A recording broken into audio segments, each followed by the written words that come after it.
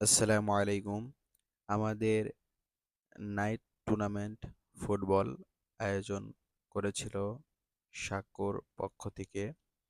আমাদের খেলাটি অনেক ভালো লেগেছে এবং আমরা অনেক আনন্দ করেছি।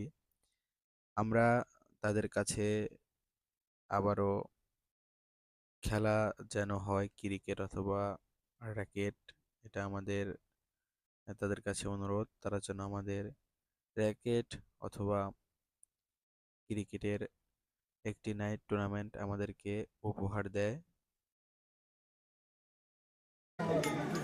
ওটাতে খুলে নাও সরণ এটাতে এটাই রেফারি করেন দাঁড়াও এটা না ছবি না এই ছবি না সুন্দর করে না একটু কাছে